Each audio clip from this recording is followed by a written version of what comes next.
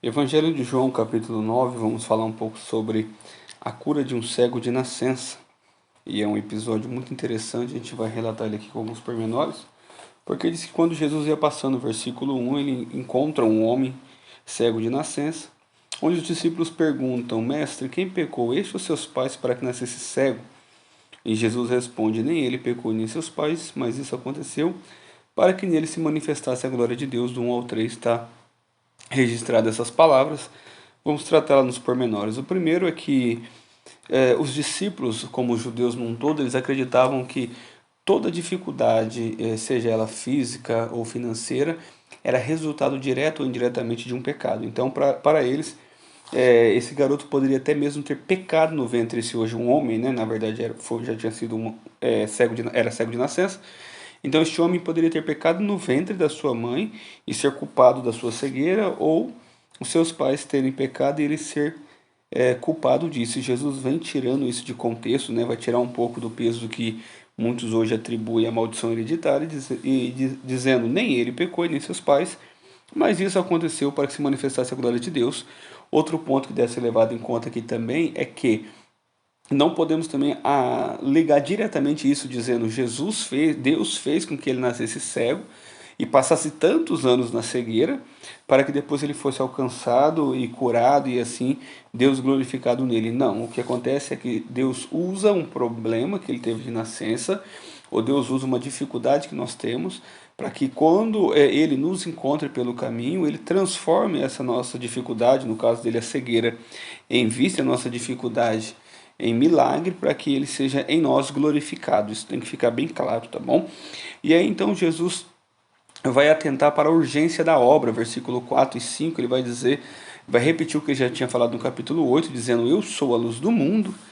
E ele vai falar sobre a necessidade de urgência. Nós devemos fazer a obra daquele que enviou enquanto é dia, porque a noite vem quando ninguém pode trabalhar. É uma alusão que a época dele realmente a escuridão chegava mais cedo por não ter os recursos que nós temos hoje, em termos de energia, mas também é uma alusão à necessidade de urgência da obra. Nós não podemos ficar procrastinando a obra de Deus. Quando der eu faço, quando der eu começo. Não, temos que começar e começar urgentemente. E tendo dito isso, versículo 6, ele cospe na terra, faz um lodo com saliva e aplica aos olhos do cego e diz a ele: vai, lava-te ao tanque de Siloé, que significa o enviado. O cego foi, lavou-se e voltou vendo. Alguns estudiosos vão alegar falando que essa questão da saliva ela era considerada de certa forma medicinal e aplicada em várias terapias nos tempos antigos. Então isso que Jesus faz era algo um pouco conhecido com eles, ainda da época dele, ainda que inusitado a nós. Mas o interessante para mim é no versículo 7, porque Jesus passa esse lodo que ele faz, esse barro, nos olhos do cego e manda que ele vá ao tanque de Siloé. Jesus não leva ele ao tanque, Jesus manda que ele vá ao tanque. E aí a Bíblia diz que ele foi ao tanque, lavou-se e voltou vendo. Jesus faz com que ele use da sua fé. Ele poderia ter simplesmente tirado do olho ali aquele que incomodava ele, mas não, ele preferiu crer na voz daquele que ele ouvia. E então ele volta vendo, e quando ele volta vendo, versículo 8, os vizinhos começam então a se perguntar: de fato é esse que vivia a mendigar? E outros dizem: não, só se parece com ele. Então ele toma a palavra e diz: não sou eu. Ele é uma testemunha viva do milagre. Sou eu era o que era mendigo, em outras palavras, e agora vejo. E pergunta como que isso foi feito, como se abriu os olhos. Versículo 11, ele diz: um homem chamado Jesus fez um lodo, untou-me nos olhos e disse: vai ao tanque de Siloé, lava-te. Eu fui, lavei-me e pude ver. Perguntaram onde estava Jesus, ele disse: eu não sei, e levaram ele ao fariseu, e fizeram isso, versículo 14, porque era sábado. Eles estavam preocupados com o que a lei dizia, ou na verdade o que a tradição oral dos fariseus falavam acerca do sábado, e nesse medo de perder o espaço religioso, a liberdade religiosa que tinha com os fariseus, eles levam o que antes era cego até eles, e os fariseus começam a fazer a mesma pergunta, e aí ele vai resumir dizendo: um homem respondeu, aplicou-me lodo aos olhos, lavei e agora vejo. E um dos fariseus começaram a dizer, então, no versículo 16, este homem não é de Deus, porque não guarda o sábado. E outros perguntavam: como pode ser um homem pecador fazer tais sinais miraculosos? e começou então a ter dissensão entre eles. Quais eram esses sinais miraculosos que estavam preocupando eles aqui nessa questão, que vai levantar essa dissensão no versículo 16? É que Jesus aqui curara a um cego de nascença. Não tem nenhum registro no Velho Testamento de ninguém sendo curado de uma cegueira de nascença. Diferente de Jesus ter restaurado a vista do cego Bartimeu, aqui Jesus cura um cego de nascença. E curar alguém curar algum cego de nascença implica em criar uma vista para ele. E os judeus compreendiam de forma bem clara que quem poderia criar era apenas Deus que poderia criar. Então Jesus mais uma vez mostra um atributo da sua divindade, um atributo da sua divindade, quando ele cria vista aquele que era cego de nascença. E aí, então começa a ter essa discussão. Os fariseus vão dizer ele é pecador, porque se não fosse guardaria o sábado. Mas os outros fariseus vão compreender como pode ser esse homem pecador e fazer o que faz, se Deus não fosse com ele. Então eles perguntam ao que era cego: o que diz a respeito do homem que te abriu os olhos? E ele vai dizer no versículo 17, é profeta. No versículo 11 ele fala que era o homem chamado Jesus. No versículo 17 ele já reconhece Jesus como um profeta. E aí os judeus não acreditaram que ele era cego e que agora via, enquanto não chamaram seus pais. Na verdade, eles queriam de qualquer forma desacreditar do milagre, né? O que nós vemos muito hoje no mundo moderno, as pessoas querendo desacreditar qualquer ponto dos milagres de Jesus, ao ponto de negar o seu nascimento virginal, ao ponto de negar a sua morte e ressurreição, e não era diferente na época dele. E aí os pais vêm, versículo 20 diz: nós sabemos que de fato o nosso filho nasceu cego, mas agora vê. Quem abriu os olhos nós não sabemos, mas ele tem idade. Interrogue a ele, pergunta para ele, versículo 22. E 23 vai dizer que eles fazem isso, pede para que interrogue o filho por medo dos judeus, os líderes religiosos. Porque os judeus já tinham resolvido que quem confessasse Jesus ser o Cristo seria expulso da sinagoga. Então o que acontece? Eles estavam preocupados primeiro com o status de serem expulsos das sinagogas, porque ser expulso da sinagoga implicava mais do que ser expulso de uma igreja hoje. Eu vou tentar explicar o porquê.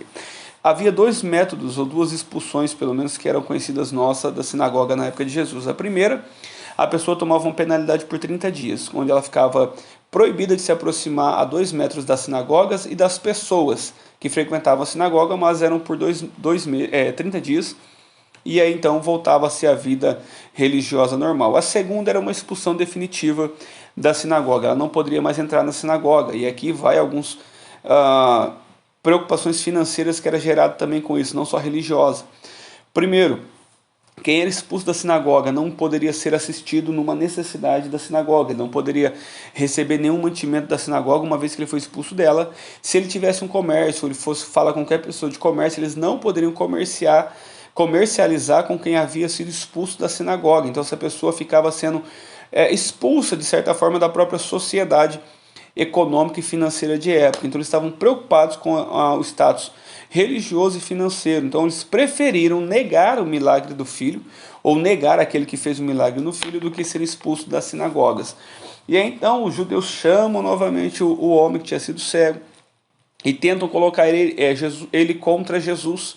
Versículo 24, quando eles falam: dá glória a Deus, porque nós sabemos que esse homem é pecador. E aí, da maneira dele, ele vai dizer: se é pecador eu não sei, uma coisa eu sei, eu era cego e agora eu vejo. De certa forma ele estava dizendo: olha, vocês estão dizendo que ele é pecador, o que eu sei é que eu era cego e agora eu vejo. Vocês estão falando de argumentos, eu estou falando de fatos. E aí vai novamente perguntar a ele, tentando desacreditar do testemunho dele, tentando pegar nas suas próprias palavras. Vão perguntando novamente: como que ele te fez? Como que ele te abriu os olhos? No versículo 27, ele já irritado vai dizer: vocês não ouviram o que eu falei? Por que querem ouvir de novo? Querem porventura ser discípulos dele? Então eles vão ficar nervosos com ele, vão falar: de discípulo dele seja tu, nós somos discípulos de Moisés, porque nós sabemos que Deus falou a Moisés, mas a este nós nem sabemos de onde é. O homem respondeu: ora, isso é espantoso, vocês podem até não saber de onde que ele é, contudo ele me abriu os olhos. Nós sabemos que Deus não ouve a pecadores, ele ouve a homem que é temente a Deus e faz a sua vontade. Algumas traduções vão falar: Deus não ouve a homens maus. Vamos fazer uma nota rapidamente sobre essa questão do 31, para que não haja complicação. Vamos só terminar aqui. Nós sabemos que Deus não ouve a pecadores, ele ouve um homem que é temente a Deus e faz a sua vontade. Jamais se ouviu dizer de alguém que tenha aberto aos olhos de um cego de nascença. Se este homem não fosse de Deus, nada poderia fazer. Voltando à questão que eu já falei sobre o cego de nascença, Não há nenhum milagre registrado antes disso no Velho Testamento. A questão do 31 aqui, nós sabemos que Deus não ouve a pecadores, ou não ouve a homens maus, que não haja confusão. Os pecadores aqui, que vai falar que Deus não ouve, são os ímpios, são aquelas pessoas que são más na sua essência e querem continuar má. Jó 27:9 vai falar sobre isso, Salmo 66:18, Isaías 1:15, Ezequiel 8:18 e Provérbios 15:29. Vai falar sobre os ímpios e o tipo de pessoas que Deus não ouve. São pessoas que procuram o mal e depois querem clamar a Deus com o mal ainda no seu coração. É diferente de um pecador arrependido, porque nós somos pecadores sim, porque pecamos diariamente, mas nós temos o arrependimento e buscamos a graça de Cristo e a santidade que Deus nos proporciona pelo Espírito Santo. Continuando, se este homem não fosse de Deus, versículo 33, nada poderia fazer. E aí então eles, presos no seu orgulho, na arrogância, na sua prepotência e na sua cegueira espiritual, os judeus, os fariseus aqui, vão falar para ele no versículo 34, tu és todo nascido em pecado e quer nos ensinar a nós, e expulsaram ele da sinagoga. Ou seja, eles vão novamente alegar que ele, a mesma pergunta que os discípulos fizeram a Jesus, eles vão alegar sobre ele. Você era cego porque nasceu no pecado e quer ensinar alguma coisa. Nós expulsaram ele da sinagoga. É interessante que quando ele é expulso da sinagoga, versículo 35 vai dizer, Jesus ouviu que o tinham expulsado, então foi ao seu encontro e perguntou, crês tu no Filho do Homem? Jesus permitiu que a situação fosse gerada na vida dele.